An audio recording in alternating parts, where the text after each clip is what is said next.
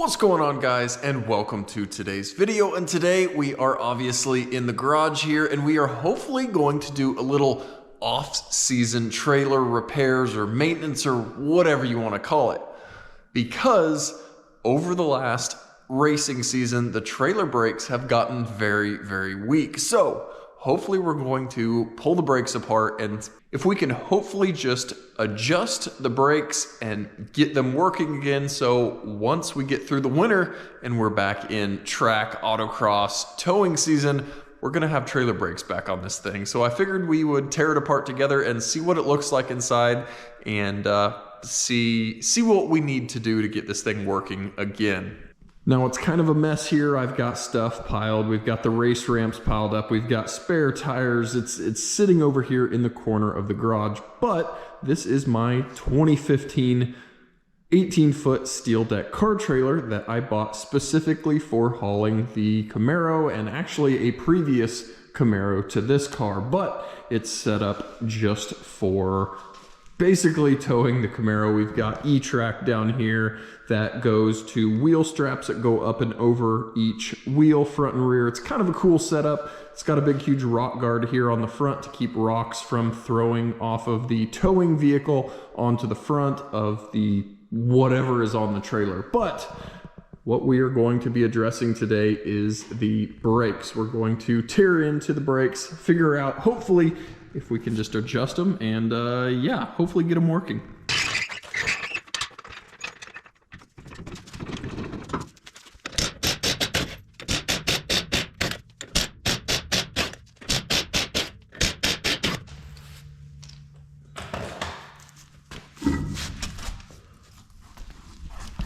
So now that we've got the wheel off, we can see the brake drum. Now most car trailers are going to have electric drum brakes on either one or both of the axles. This trailer just has one set of drum brakes on the back axle.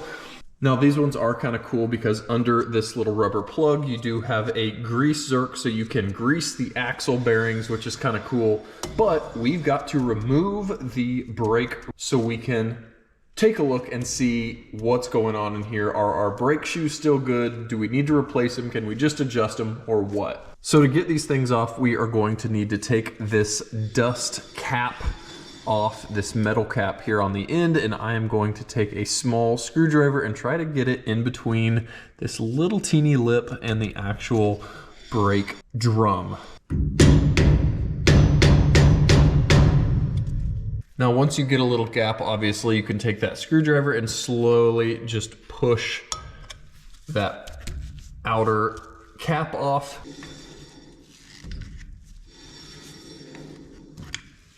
And then you're actually going to be able to see the cotter pin and the big castle nut, which holds preload on the bearings here for the drum brake. Once you get that cotter pin kind of straightened up enough, you can get that drug out of the axle.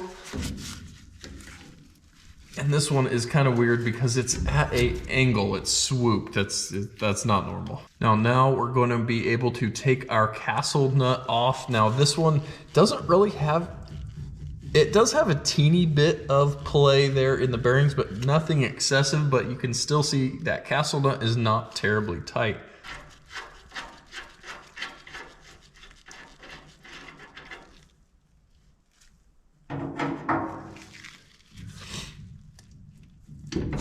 We're now gonna have our washer and then our outer bearing. And this kind of gives you a good time to also take a look at your bearings.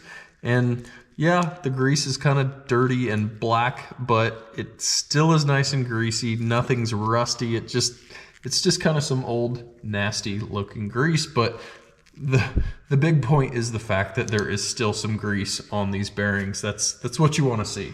Now we're going to pull the rest of the drum off here and take a look. Now, if you've never been into brake drums on a vehicle, that is awesome because I absolutely hate drum brakes, but These trailer brakes are relatively similar to what you'd have on the back of some older vehicles or, you know, smaller cars or stuff like that with drum brakes. You've got a leading shoe and a trailing shoe. And in a car, at least, you're going to have a brake wheel cylinder up top that when you push on the brake, it pushes the shoes apart. And that's what applies the shoes to the inside of that brake drum. Now on a electric trailer brake, you obviously don't have a wheel cylinder up top. What you've got is this really kind of crazy electronic magnet type of thing down here that when you apply the brakes, this thing gets energized. It then causes it to stick to this surface on the inside of the brake drum, which causes it to push outward and expand on the brake shoe. So working similarly, just with a really ridiculous kind of weird method. Obviously not hydraulic, it is electric. So if we take a look here, our brake shoes, yeah, maybe they're getting a little bit thin, but you got to keep in mind that brake shoes are already not terribly thick, even brand new with drum brakes. So it's kind of always hard to tell, you know, but yeah, we're probably getting kind of near the service life on this back shoe. The front leading shoe doesn't look terribly bad, but at this point, all I'm going to do is adjust these shoes out a little bit more. Now, the strange thing for me is the fact that automotive drum brakes are self-adjusting, or at least all the modern-ish vehicles that I've ever messed with, that the brake adjuster will slowly adjust itself outward as the brake shoes wear. Apparently, trailer brakes are not automatic adjusting, which just absolutely makes no sense to me. I can't imagine it would be that much cost to have the little mechanism that automatically adjusts so you fully get your brakes and then the shoes wear out, but trailer brakes apparently don't automatically adjust. Makes absolutely no sense to me. So it's just a service interval that you need to routinely go into and adjust the brakes. I don't know, that's weird to me. But if you guys can see this bottom cylinder, it does have some threads here and a little bit of a collar right here. And as you adjust that bottom piece, it pushes the brake shoes apart. So when you hit the brakes and it pushes on this lever, it pushes the brakes out even further, which apply a little bit more pressure to the drum here on the brakes. And like I said, in a vehicle application, that little adjuster wheel down here on the bottom has another little mechanism which automatically ratchets it out and slowly spreads those apart as they get wear. Some reason trailers don't get that. Makes no sense. Now, for people that might already know what I'm looking at here, you may say, well, hey, why did you pull the brake drum off? You obviously can get to the adjuster through a little teeny rubber plug here on the back of the backing plate. And yes, that is true, but it's almost impossible to get a good look at your brake shoes by looking through the little rubber plugs there on the back of the backing plate. And as easy as it is, just pull the drum off, take a look, because if you've got some other issue and you don't see it and you don't have trailer brakes, then it's not going to be terribly good.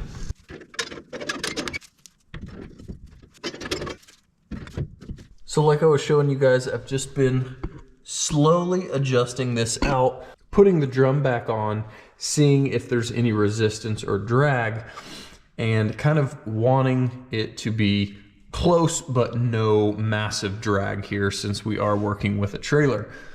Now, one thing I thought I would show you is that crazy electric magnet thing. You've got the wire coming in, you've got that which can wear, which is also on a little spring so it can push itself out onto the brake drum here. But when the wheels are turning and you apply electricity to that, it obviously gets dragged backwards, which pushes the brakes out. You can see that little square there at the top that twists to the side and pushes on the brakes, and that's how they work. So now that we've got a little bit more tension on those brakes, we're gonna be able to throw our bearing, the washer,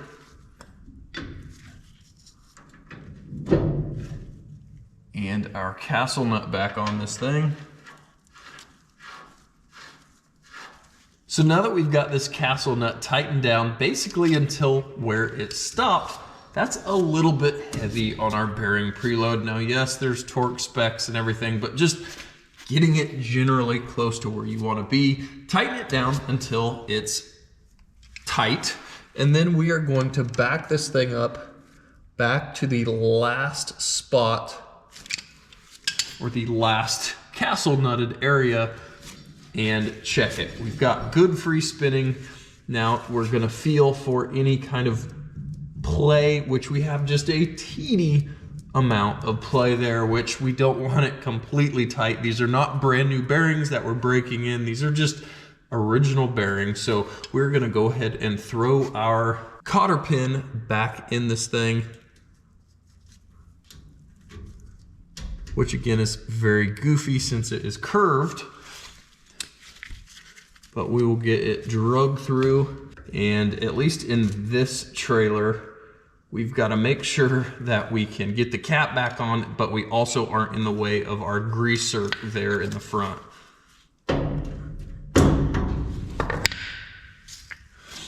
So again, we'll do a final quick check. We've got good spin there. We've just got a very teeny amount of play there in those bearings, which is pretty much what we want.